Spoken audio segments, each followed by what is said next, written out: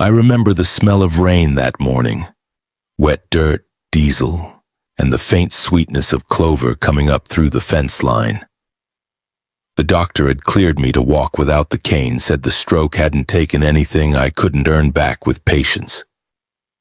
I believed him. What I didn't know then was that I was about to lose something far more permanent. Before we continue, make sure to hit the like button. Also tell us in the comments, what time is it where you are right now and which city are you watching from? I love seeing how far our stories travel. My son stood at the kitchen table, sleeves rolled, pen in hand, papers spread like wings. "It's just a formality, Dad," he said. "You're still the owner. This just lets me sign checks and handle the bank while you're resting." His tone was smooth, professional even, the kind of confidence he'd learned somewhere I hadn't been invited. I was 72, retired from 40 years of farming the same square of Kansas soil my father and his father before him had worked.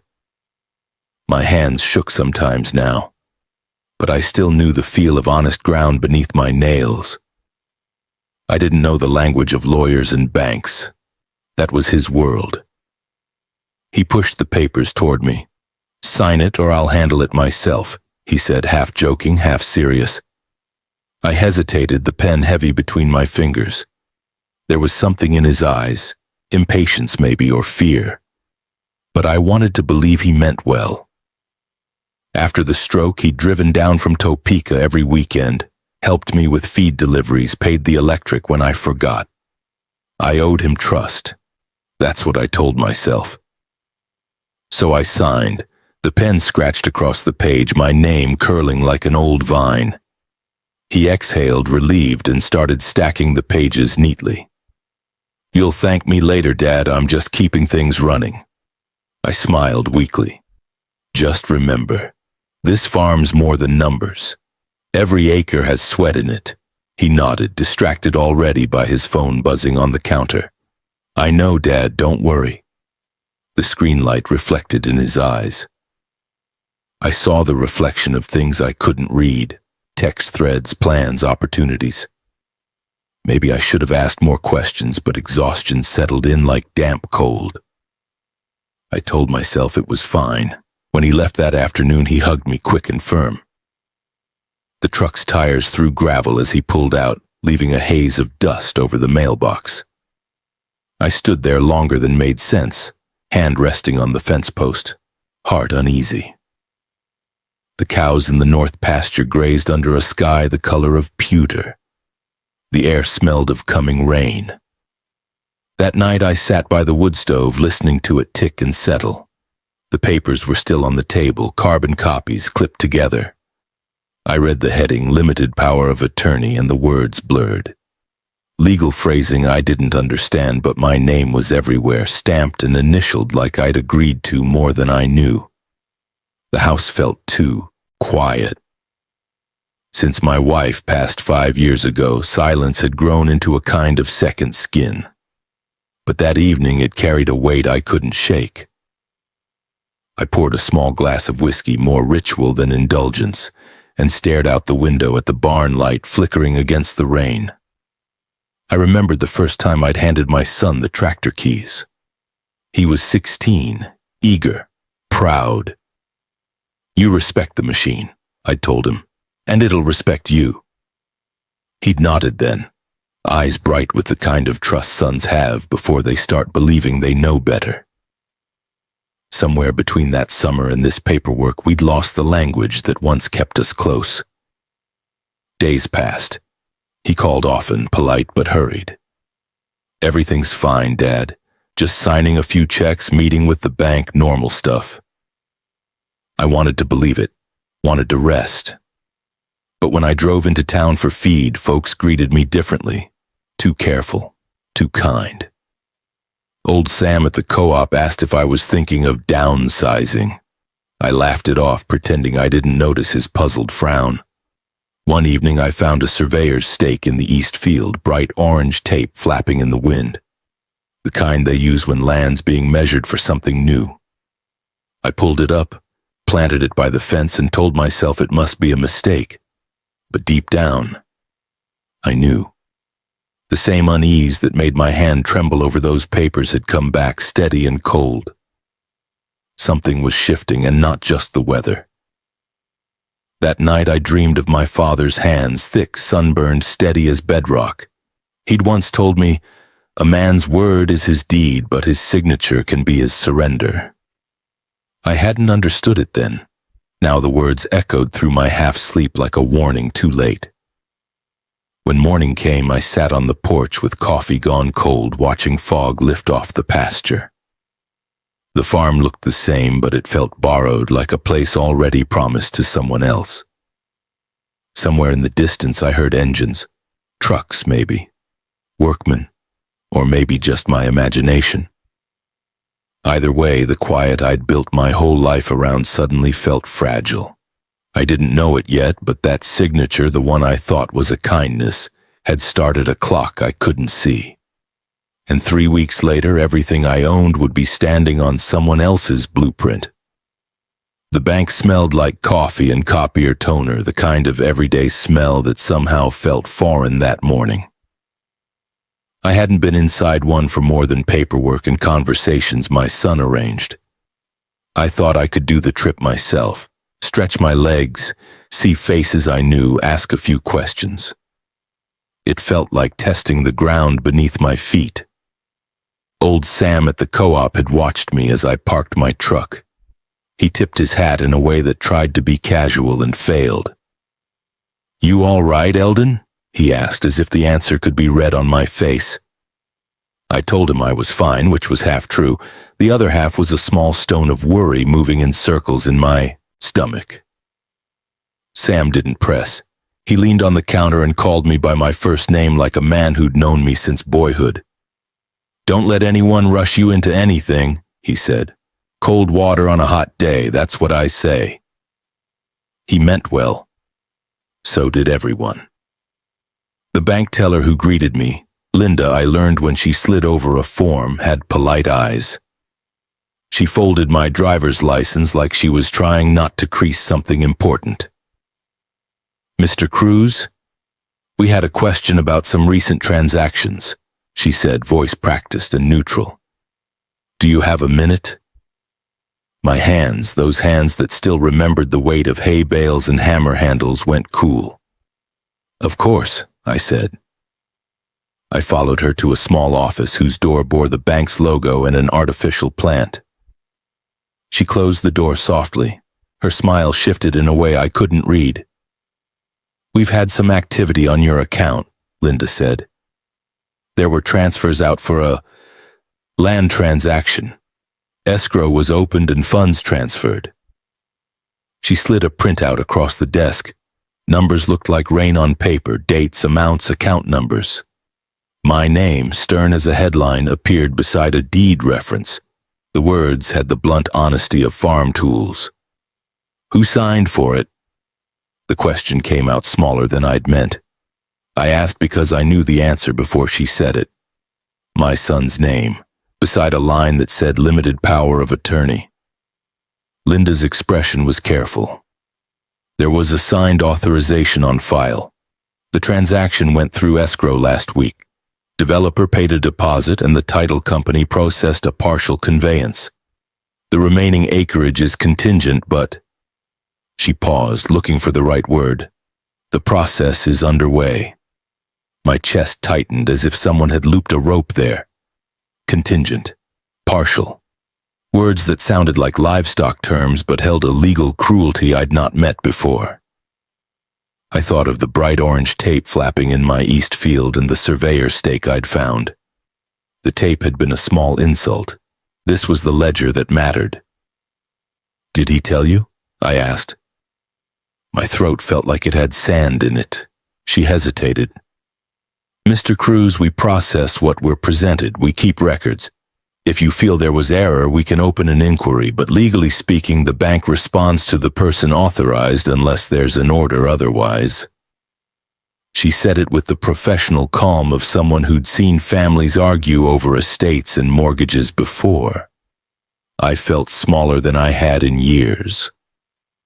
I left the bank with a folded printout and a gravity in my pocket that made the truck feel heavier. The town seemed sharp-edged in the overcast light. I drove slowly down Main, past the hardware with its dusty windows, and Martha's grocery with a card in the window advertising fresh peaches. People nodded. I nodded back, but the nods felt like things from a life that belonged to someone else. At the feed store, Sam's question came out like a prayer. "You sure you want to let him handle everything?" Paper's a funny thing. He didn't use my son's name. He didn't need to. Sam had seen the way younger men wrapped themselves in the language of progress and called it protection. "It's done," I said. I signed. Saying it out loud made it real. The words tasted like old tobacco. I bought a sack of grain and left my card balancing on the counter. The next hour was a fog of small chores and clumsy attempts at normalcy. I fixed a gate hinge, sweated under the low cloud of another Kansas spring, and tried absurdly to talk myself into believing this was only an inconvenience. That night I drove out to the east field. The orange surveyor's tape caught at the fence wire and snapped in the wind. The stake stood where someone had decided a line should be, even though the line had always been the furrow I plowed at dawn. I ran my hand over the stake's glossy top as if I could rub off the ownership someone else was claiming. People in town began to talk in the way they talk about bad weather, softly as if muttering would keep it from coming. A neighbor's wife stopped by with a pie, sympathy shaped into crust and fruit. She was gentle, eyes avoiding mine. "If you need anything," she said.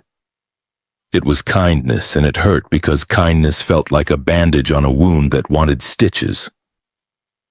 The paperwork multiplied. Notices I hadn't received sat in my son's mail pile, he told me, passing them like a thing he'd meant to show. He said they'd been sent to his address, that the developer preferred to communicate directly with him. He said he was making the hard calls, that I didn't need to worry. His voice held the same careful cadence I'd heard at the kitchen table the day I signed. I wanted to believe him. I wanted to believe him so badly that my head filled with images of grandchildren and tractors and warm pies cooling on windowsills. But there were gaps, small things that didn't line up, dates that overlapped, signatures that looked hurried, witness lines filled by names I barely recognized. You learn to read the land and the weather for lies. I was beginning to learn to read documents the same way. The more I looked, the more the pattern emerged. Hurried actions, phone calls I hadn't been on, conveniences made for others at my expense.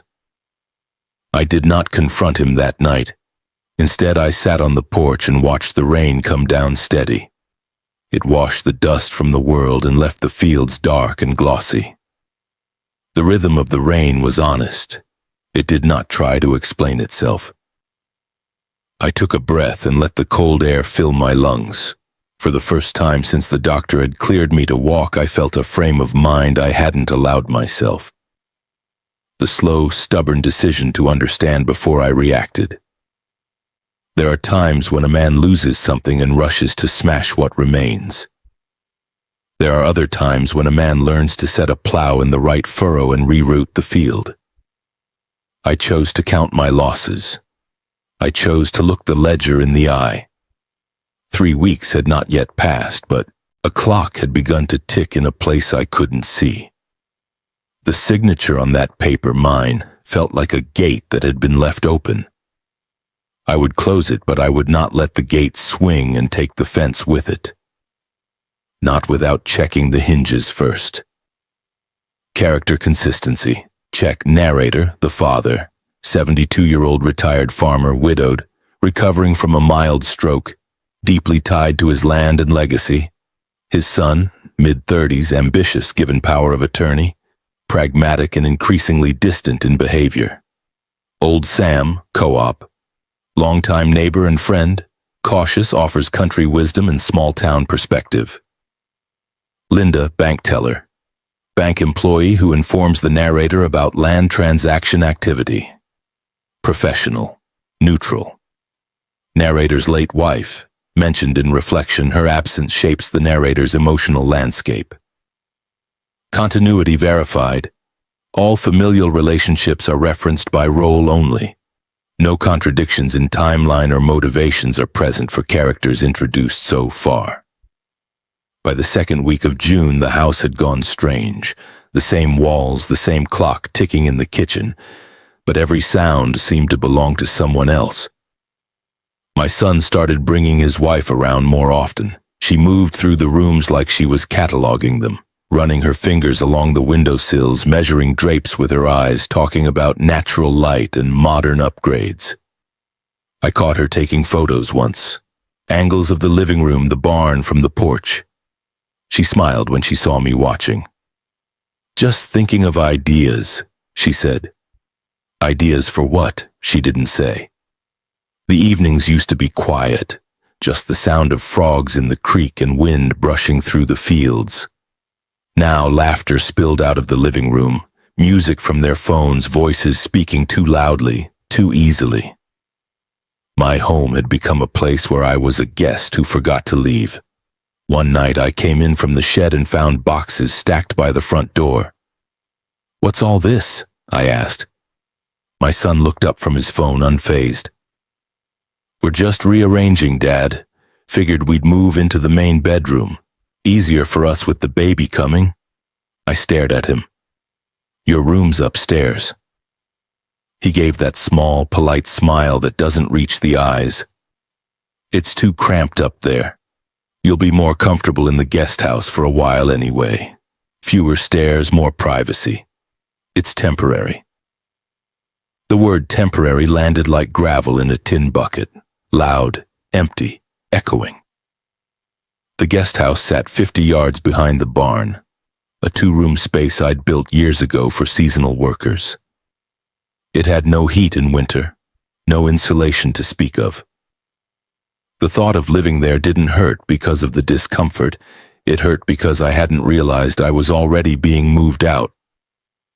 "I like my bed where it is," I said. My voice was steady, but something inside me was beginning to tilt. My daughter-in-law didn't look up from the folded linens in her hands. "We've already started setting up your things out there. We thought it'd be easier if you didn't have to do it yourself." There are moments when silence feels heavier than argument. That was one of them. I walked outside into the half-dark, the smell of cut grass and diesel drifting from the road. Through the kitchen window I could see them together, her laughing, him nodding, planning a life in a house I'd built nail by nail, paycheck by paycheck. I slept that night in the guest house, couldn't bring myself to argue. The bed was lumpy, the air smelled faintly of oil and cedar, and the walls clicked with cooling wood. I lay there staring at the ceiling, tracing knots in the boards. I thought of my wife again, how she used to hum while washing dishes, how she'd make coffee strong enough to wake the dead. She'd warned me years ago gently that the boy had a streak of restlessness that might grow into something else. "He wants more than this life," she'd said. "Don't let him mistake ambition for goodness." I'd laughed back then, said every young man needed a little ambition. Now I wasn't laughing. Over the next days I noticed more small changes. Family photos disappeared from the walls. My tools were moved from the workshop into storage without asking. A truck came one afternoon and unloaded furniture I didn't recognize. When I mentioned the bank again, my son brushed me off. "It's handled, Dad. Everything's above board. You just rest, all right? You've done enough. Done enough." 2 words that should have felt like gratitude but sounded like dismissal. At dinner, conversation became a performance. They spoke to each other more than to me. One evening, when the table went quiet, I said, "I was thinking of planting soy next season." He set his fork down slowly. "Dad, that's not your concern anymore. We might be changing the use of the property, zoning stuff, long-term planning. You'll see. It's for the best." I felt the words like a slap, not because of their sharpness, but because of the calm way he said them. I looked to his wife. She avoided my eyes, cutting her meat into tiny squares. The silence after that was worse than shouting could ever be. I excused myself before dessert and walked out into the night. The air was heavy with humidity, the horizon glowing faintly from the highway beyond the cornfields. From the driveway, I could hear them through the open window, her voice low, his answering with laughter. Then her words drifted out just clear enough to catch. He still thinks this place is his. His answer came quiet but sharp. Not for long. The words stopped me cold. My breath left in one slow exhale. I turned back toward the dark field, the outline of the barn against the faint starlight. My legs felt heavy. Every plank in that barn carried a memory. My father teaching me to drive nails straight, my son chasing chickens. When he was small, my wife hanging wildflowers from the rafters to dry. I stood there for a long time, letting the night wrap around me, listening to crickets and the far-off sound of a train. In that moment, I understood something I'd never let myself believe before. I wasn't living in my home anymore. I was occupying someone else's plan. The next morning, I packed a small suitcase. Just clothes, my old pocket knife, and the deed copy I kept in a drawer since the mortgage was paid off. My hand lingered on the framed photo of my wife, her smile soft, her eyes full of light. I whispered, "You were right," and set it gently on the bed. I didn't tell them I was leaving. I didn't slam doors or make speeches. I simply walked out the same door I'd built with my own hands and closed it behind me, the latch clicking with the quiet finality of something ending. The truck started slow, coughing like it didn't want to go. The gravel road stretched ahead, gray in the early dawn. Behind me, the house shrank in the rearview mirror until it was nothing but a shadow in the morning mist. I didn't have a plan yet, but I knew this much. I couldn't stay where my dignity wasn't welcome, and I couldn't fight someone who thought he'd already won. Sometimes retreat isn't surrender. It's the first move in a longer game.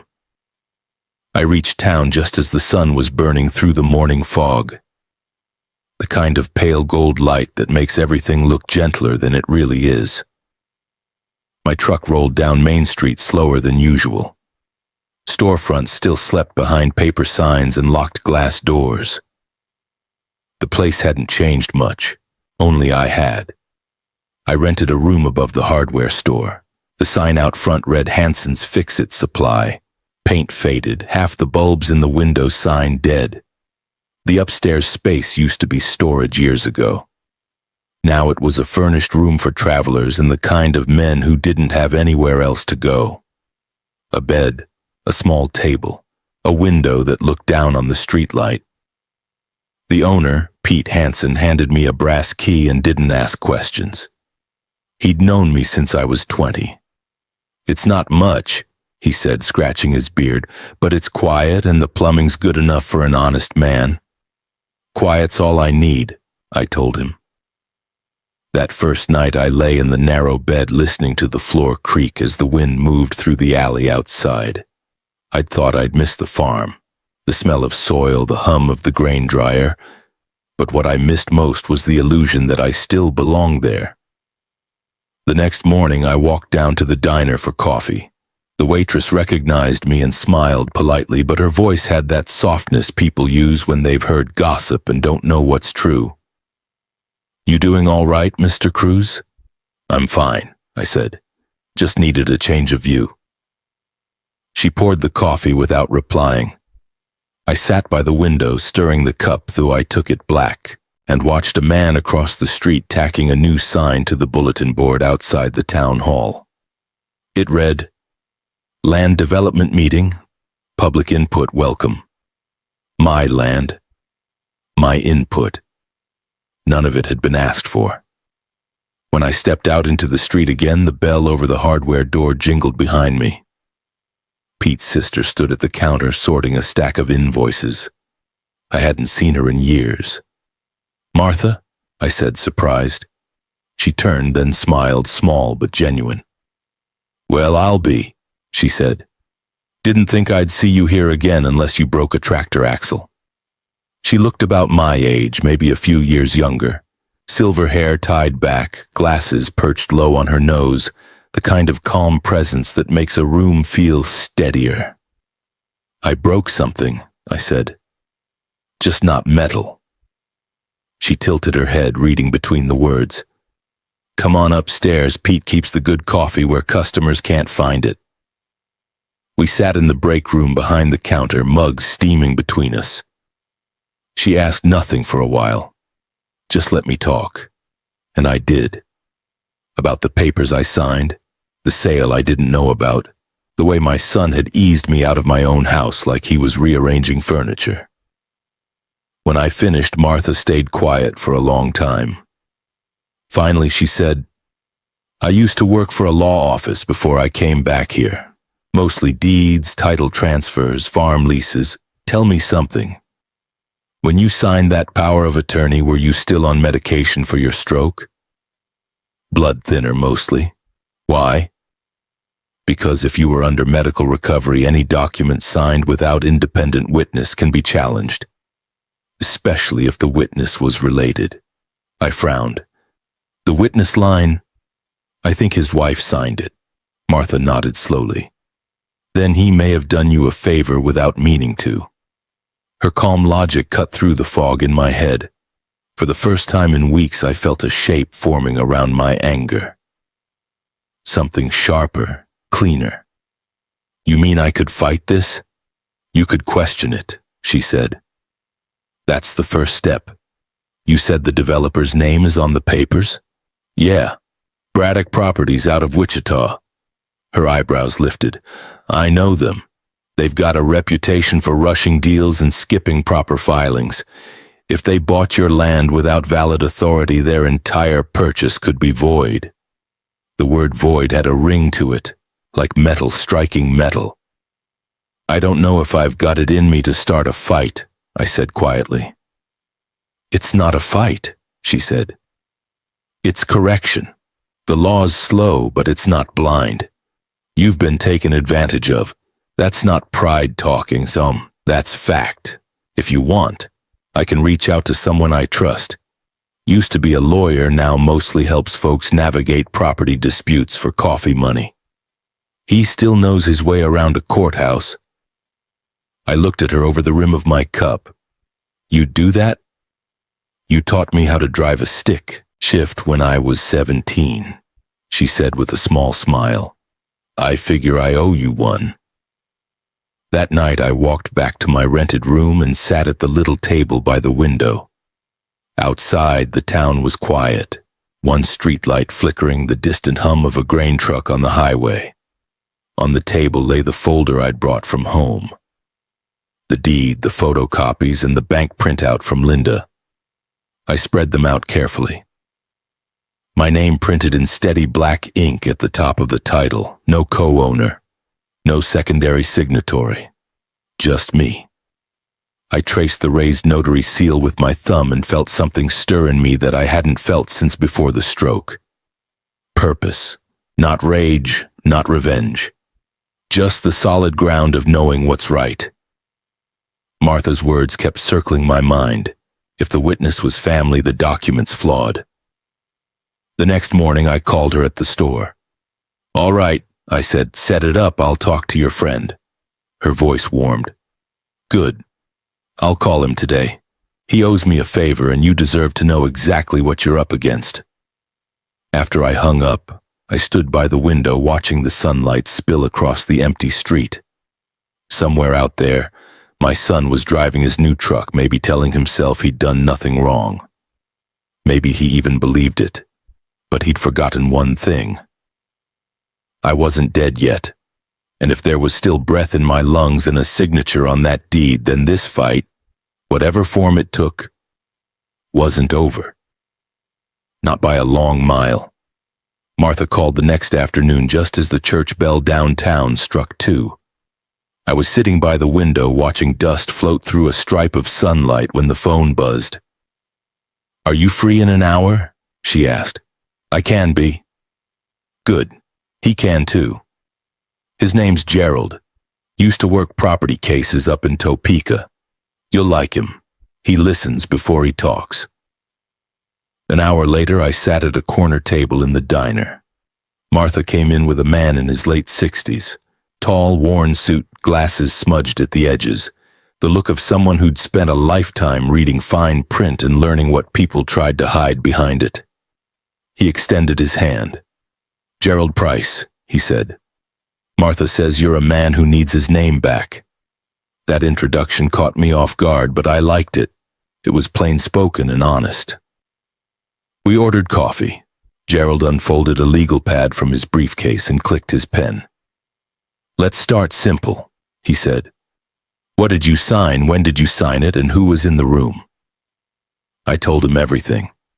About the stroke, the pen shaking in my hand, the pressure of my son's voice. How I'd signed because trust felt easier than confrontation. I slid the folder across the table. Deed copies, bank printouts, even the photo of the survey stake I'd pulled from my field. He studied the documents for a long while, lips moving silently as he read. Then he looked up. "This witness signature, your daughter-in-law?" "Yes." "She's not a notary?" "No."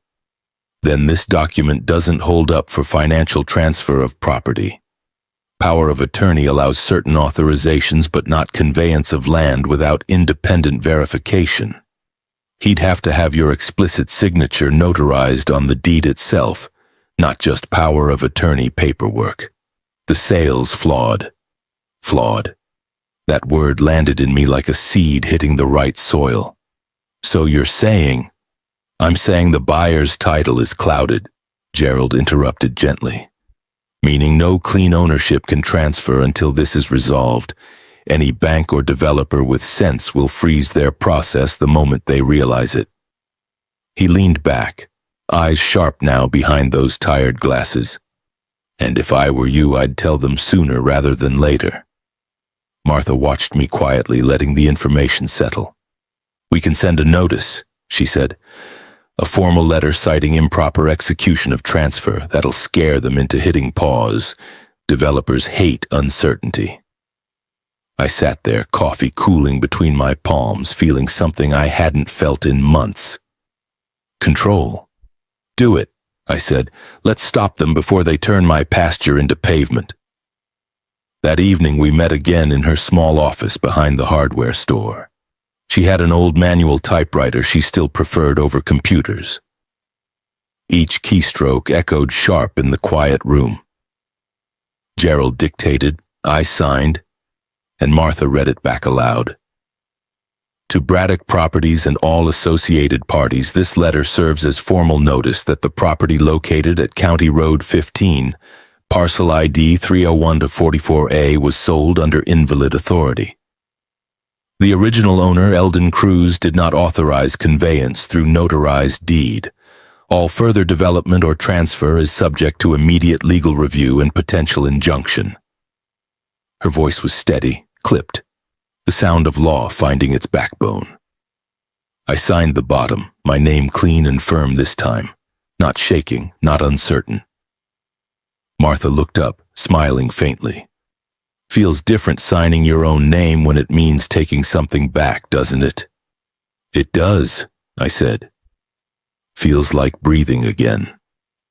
Gerald mailed the letter himself the next morning, certified and tracked. 3 days later, Braddock's response came faster than any of us expected.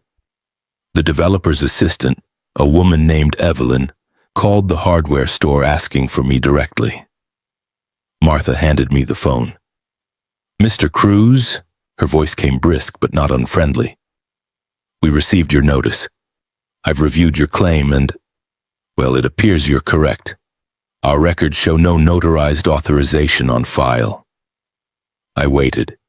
Silence on the line but for the faint hum of office background noise. Then she said softly, "I'm sorry this happened to you." For a moment I didn't know how to respond. It had been so long since anyone had said those words without an agenda. "Thank you," I managed. She continued, We'll be suspending all operations on the property until it's resolved. I can't speak for your son's actions, but I can assure you our company won't proceed under a flawed deed. Do me one favor, I said. Send a copy of that suspension notice to his address. He deserves to know what he's built's already cracking. When I hung up, Martha stood behind the counter drying her hands on a rag. You did it, she said, and that's the first push. But I didn't feel victorious. I felt quiet, still. Like the land after a storm when everything's been flattened and the air's waiting to decide whether to clear or thunder again. That night I walked to the edge of town. There's a place just past the feed store where the pavement gives way to gravel, and from there you can see the fields roll out like waves. In the distance, my farm lay under the same sky it always had. I could almost smell the hay drying in the barn, hear the rustle of the cottonwoods near the fence line. I thought about my son, what it must feel like to wake up and realize the thing you thought you'd taken wasn't really yours. I didn't wish him harm, I just wanted him to understand the cost of what he'd done. When I got back to my room, the phone was ringing again. Martha. I forgot to tell you, she said. Evelyn, the assistant from Braddock. She used to handle farm accounts before she joined them. She sounded sympathetic. You should talk to her again. Maybe she'll help. Help how? Sometimes people inside the system can do what the rest of us can't. I sat on the edge of the bed listening to her voice, the warmth in it. I realized then that Martha's help wasn't just about papers or proof. It was about reminding me that decency still existed in a world that had made me doubt it. Thank you, I said quietly, for all of it. You don't owe me thanks, she said. You just keep standing. The truth's on your side, that's enough. After we hung up, I leaned back and stared at the ceiling, feeling the slow pulse of something new inside me. Not vengeance, not even justice yet, but the calm certainty of momentum. The seeds had been planted. The soil was dark, rich, and ready. And before long, the people who'd thought they could bury me were going to learn. I'd spent my whole life teaching things how to grow.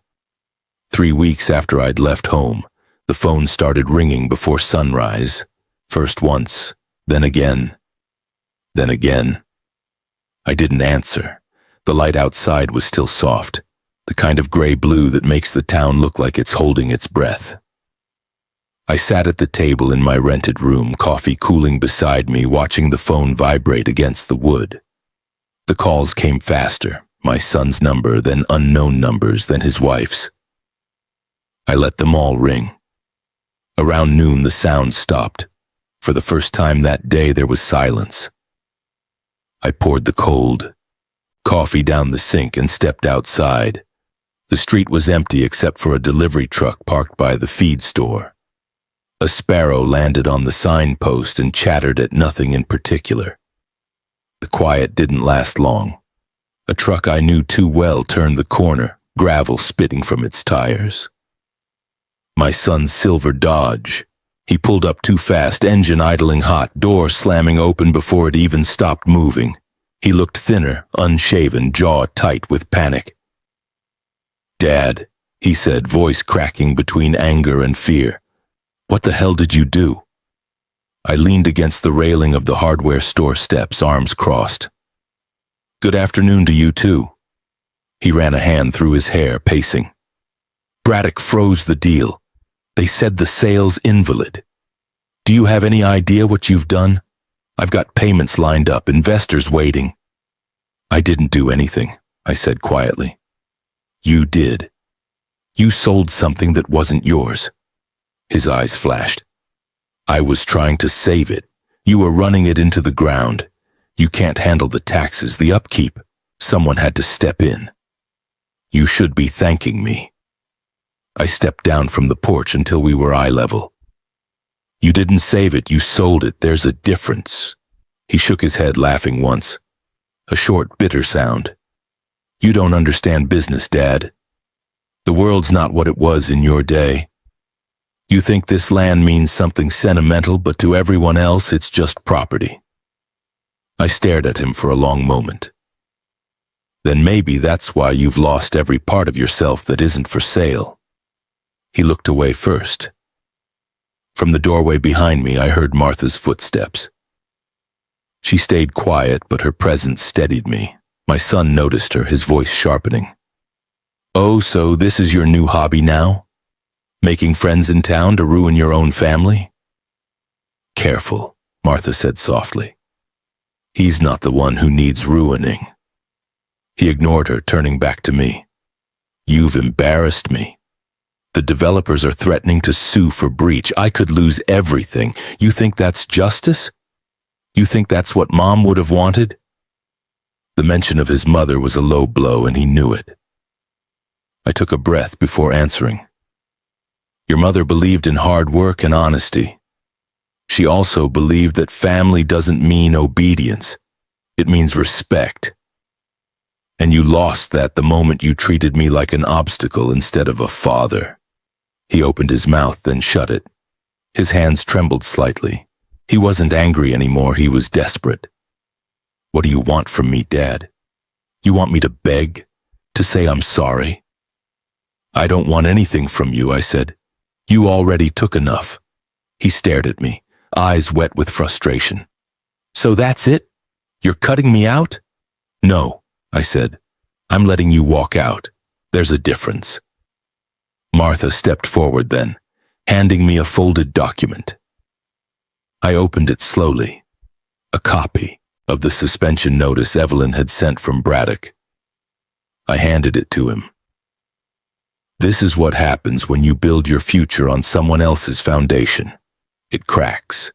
It always does. He read the first few lines, jaw tightening. You can't win this, Dad. I'll take it to court. You can try, I said. But you'll be fighting the same law that raised me.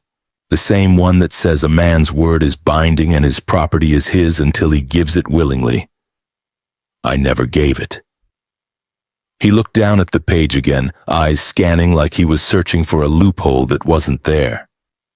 You'll regret this, he muttered finally. I already did, I said.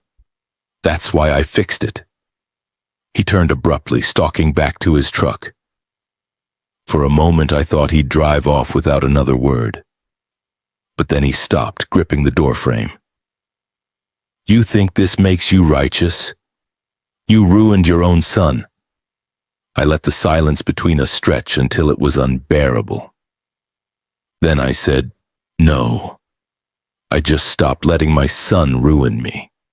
He slammed the door hard enough to rattle the windows and tore off down Main Street, leaving a trail of dust that hung in the air long after the sound of the engine disappeared.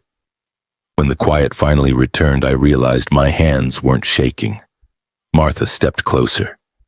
You okay? I don't know yet, I said honestly, but I'm standing, that's a start. She smiled gently. Standing's where all good fights begin. We stood there for a while, watching the dust settle. Across the street, the afternoon sun caught the window of the diner, glinting like a small promise. It reminded me that endings and beginnings often look the same if you don't squint too hard. That evening, we walked to the diner together. Gerald joined us halfway through a slice of pie. He'd heard about the confrontation already. Small towns move information faster than mail. Braddock confirmed full withdrawal, he said. They're rescinding all claims to your property. The title remains solely in your name. You've won, Eldon. I nodded, letting the words sink in, though one didn't feel like the right word. It wasn't victory I felt. It was release, like exhaling after holding my breath for months.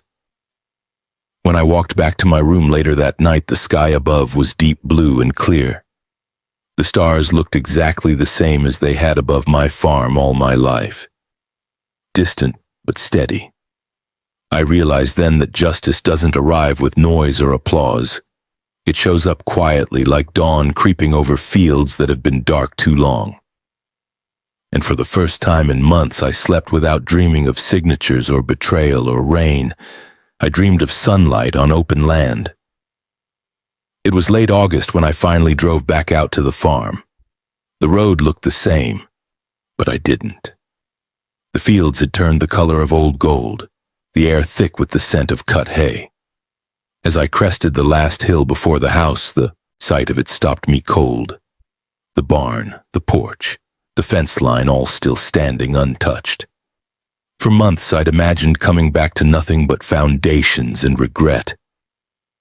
Instead, there it was, quiet as a held breath, waiting. I parked by the gate and turned off the engine. The only sound was wind pushing through the tall grass. I stepped out and rested my hand on the fence post. The wood was warm from the sun rough beneath my fingers. I could almost hear my father's voice, low and steady. Take care of the ground and it'll take care of you.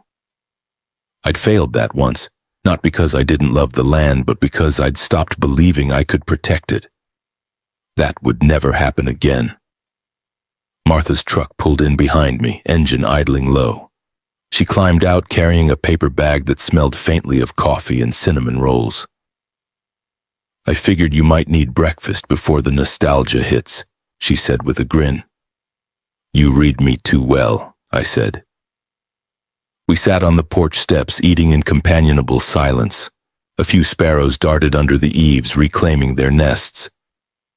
The boards creaked under our weight, same as they had when my wife and I first moved in 40 years ago. Martha brushed crumbs from her lap and said, You know, this place still has good bones. It could be home again if you want it to be. I want it, I said. Just not the way it was. The old way's gone. This time it's going to be simple. One field, one crop, nothing big. Something I can tend myself. She smiled. Something you can grow without anyone's permission. We spent the rest of the morning walking the property. Some fences needed mending, the north field was half overtaken by weeds, and the irrigation line had split where winter frost had got to it. But the soil was still dark, rich, alive. Martha pointed toward the east field. That corner gets good morning light. You could plant sunflowers there. Sunflowers? I asked. Never planted them in my life. Then it's about time, she said. Every new start needs color. The idea stuck. By evening we'd marked out rows with twine, the two of us moving slow but steady under the orange sky. When the sun dipped below the horizon, I felt something I hadn't felt in years. Purpose that wasn't tied to proving anything. Just the honest satisfaction of work and the promise of something growing. In the weeks that followed, we settled into a rhythm. Martha came by most mornings with her thermos of black coffee and a stubborn determination to help. We worked side by side, mending fences, clearing brush, planting seeds. At first I thought she was just being kind. But over time, the easy laughter, the shared silence, the way she'd look at me when she thought I wasn't noticing. It all started to feel like something else. Something gentler than love, but deeper than friendship. One evening as we sat on the porch watching the fields fade to silver under the moon, she said quietly, You ever think about what comes next? Next? You've got your land back, your peace. Maybe there's room for a little joy, too. I turned the coffee cup in my hands, thinking, I spent so long fighting to keep what was mine that I forgot how to want anything more. She smiled softly. Well, that's the nice thing about wanting. It's never too late to start. We sat in silence a while longer. Out past the fence line, the first row of sunflowers was starting to push through the soil. Small green shoots, fragile but alive. I thought about how everything meaningful starts that way. Small, uncertain but determined. That night I stayed up late walking the property. The moonlight caught the outline of the barn, the shimmer of dew on the grass, the distant sound of crickets. I felt the quiet press of memory, my wife's laughter echoing from the kitchen, my son's voice as a boy calling across the fields. There was sadness, yes, but not bitterness. Grief had softened into something like understanding. I realized then that I wasn't rebuilding the past. I was building something entirely new on its ashes. Something that still honored what came before but didn't live trapped inside it. A week later, I got a letter in the mail, postmarked from Wichita. It was from my son. The handwriting was tight, careful, uncertain. Dad, I don't expect you to forgive me, but I wanted to say I'm sorry. I thought I was doing the right thing. I thought I was saving the family. Turns out I was just saving my pride. I lost the business, the investors, everything. I don't blame anyone but myself. I hope one day you'll talk to me again. Daniel. I folded the letter once and set it on the kitchen table. I didn't cry. I didn't feel triumph either. Just a deep, tired relief that he'd finally said the one thing I'd been waiting to hear. I'm sorry. The next morning I wrote him back. Son, you don't need my forgiveness to start over, but you do need to remember what you're made of. You come from people who build things with their hands and fix what they break. Start there. When you're ready, the door's open. Not to take, but to talk. Dad, I mailed it that afternoon and didn't expect a reply. Sometimes the act of forgiving is more for yourself than for the person who wronged you. By late September, the first row of sunflowers had bloomed, tall, golden faces turning toward the morning. Martha and I stood among them one morning, the wind bending their stalks gently. She reached out, brushed a bit of pollen from my sleeve, and said, "Told you it needed color." I laughed quietly. You were right. We stood there for a while, hands brushing, not needing words. The air smelled of earth and sunlight. It struck me then that justice wasn't the end of my story. It was the soil that allowed peace to grow. And standing there beside her, surrounded by everything I'd nearly lost, I realized that what I'd fought for wasn't just my land. It was the right to choose what kind of man I'd be.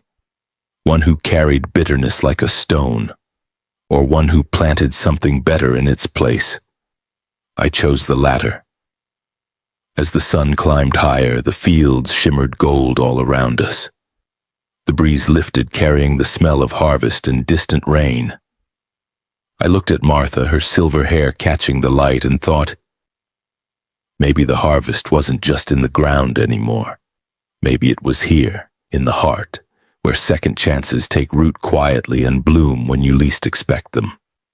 If this story touched your heart, take a moment before you scroll away. Hit the like button. It helps more people find these stories. And tell me in the comments, have you ever lost something only to find something better waiting for you later? I read every single one. If you're new here, subscribe for more real human stories about love, loss, and the quiet kind of redemption that still matters. Until next time, take care of yourself and of the people who still believe in you.